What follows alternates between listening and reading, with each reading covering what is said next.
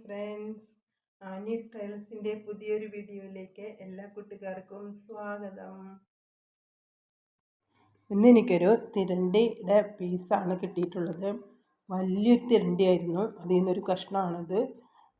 അപ്പോൾ ഈ തിരണ്ടിയുടെ തൊലിപ്പുറത്തുള്ള കറുപ്പ് നിറം കണ്ടു. അത് കളയുന്നതിനായിട്ട് തിളപ്പിച്ച വെള്ളത്തിൽ കുറച്ച് നേരം മുക്കിയിട്ടു. അതിന് ശേഷം കത്തി കൊണ്ട് കളഞ്ഞു. അത് ക്ലീൻ ആക്കി എടുത്തിട്ടുണ്ട്. അതിലേക്ക് ഞാൻ കുറച്ച് ഉപ്പും മഞ്ഞൾപ്പൊടിയും ചേർത്ത് വയ്ക്കുന്നുണ്ട്.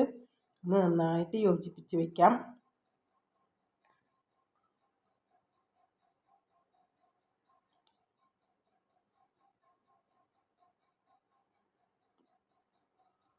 പിന്നെ ഞാൻ എടുത്തിട്ടുള്ളത് പച്ചമുളക്, ഇഞ്ചി, സവാള, നാളികേരം ചിരകിയത്. ആദ്യം തന്നെ ഞാനൊരു ചീനച്ചട്ടിയിലിട്ട് ഫ്രൈ ചെയ്തെടുക്കുകയാണ്. അതിലേക്ക് ഉണക്കമുളകും വെള്ളുള്ളിയും ചേർത്ത് കൊടുക്കുന്നുണ്ട്.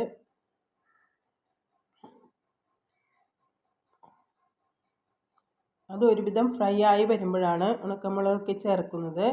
പിന്നീട് നന്നായിട്ടൊന്ന് ബ്രൗൺ കളറാകുമ്പോൾ നമുക്കതെടുത്ത് ഒരു ചൂടാറി കഴിയുമ്പോൾ മിക്സിയുടെ ജാറിലിട്ട് നന്നായിട്ട് ഫൈൻ പേസ്റ്റായിട്ട് അരച്ചെടുക്കാം.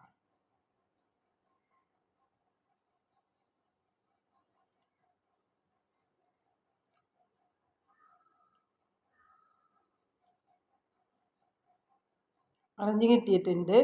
പിന്നെ ഞാനൊരു മൺചട്ടി സ്റ്റൗവിലേക്ക് വെച്ചു. അതിന് ശേഷം സവാളയും പച്ചമുളകും ഇഞ്ചിയൊക്കെ വേപ്പിലയും നന്നായിട്ടൊന്ന് വഴന്ന് കഴിയുമ്പോൾ അതിലേക്ക് മഞ്ഞൾപ്പൊടിയും മുളക് പൊടിയും ചേർത്ത് കൊടുത്തിട്ട് ഞാൻ ഒരു ഗ്ലാസ് വെള്ളം ഒഴിച്ച് നന്നായിട്ടൊന്ന് പേസ്റ്റാക്കി എടുക്കുകയാണ്. അതിന് ശേഷം നമുക്ക് ആവശ്യത്തിന് വെള്ളം ചേർത്ത് തിളക്കുമ്പോൾ മീനിട്ട് കൊടുക്കാം. ഞാൻ കുറച്ചുകൂടി വെള്ളം ചേർത്തു, അല്ലെങ്കിൽ മീനൊക്കെ നമുക്ക് മുകളിൽ പൊന്തി നിൽക്കും. അത് താന്ന് കിടക്കുന്നതിനായിട്ട് കുറച്ച് വെള്ളം ഒഴിച്ചു കൊടുത്തു. അതിന് ശേഷം കട്ട് ചെയ്ത് വെച്ചിരിക്കുന്ന തിരണ്ടി കഷ്ണങ്ങൾ അതിലേക്ക് ചേർത്തു. പിന്നെ ഞാൻ ചേർത്ത് കൊടുക്കുന്നത് കുടംപുളിയുടെ കഷ്ണങ്ങൾ. ഒരു വലിയ കുടംപുളിയായിരുന്നു, അത് ചെറുതാക്കി കട്ട് ചെയ്ത് ഇട്ട് കൊടുക്കുന്നുണ്ട്.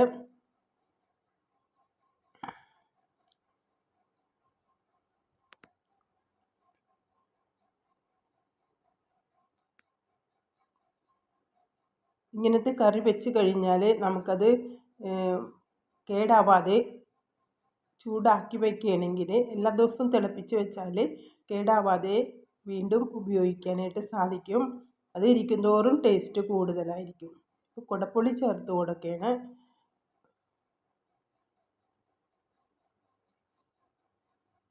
പിന്നെ കുടപ്പുളി തന്നെ നിർബന്ധമില്ല.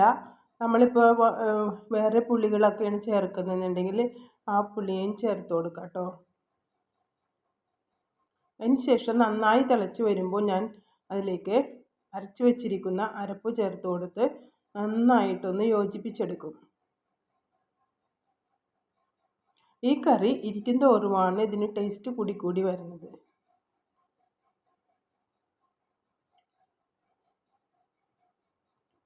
അങ്ങനെ നമ്മുടെ വളരെ ടേസ്റ്റിയായ, ഞാൻ കുറച്ച് സമയം മൂടി വെച്ച് അതൊന്ന് വേവിക്കുന്നുണ്ട്. അങ്ങനെ വളരെ ടേസ്റ്റിയായ വറുത്തരച്ച തിരണ്ടിക്കറി റെഡി ആയിട്ടുണ്ട്. ഊണിന് ഈ കറി ഉണ്ടെങ്കിൽ മറ്റൊരു കറിയും വേണ്ട. നമുക്ക് ഈ കറി ഒരേ ഒരു കറി മാത്രം മതി. നമ്മുടെ തിരണ്ടിക്കറി എല്ലാ കൂട്ടുകാർക്കും നല്ല ഒരു ദിനം ആശംസിക്കുന്നു. നമ്മുടെ വീഡിയോ സബ്സ്ക്രൈബ് ചെയ്യാത്ത കൂട്ടുകാർ സബ്സ്ക്രൈബ് ചെയ്യാൻ മറക്കരുത്. നിങ്ങൾക്ക് ഈ വീഡിയോ ആയിട്ടുണ്ടെങ്കിൽ ലൈക്ക് ചെയ്യാനും ഷെയർ ചെയ്യാനും മറക്കരുത്.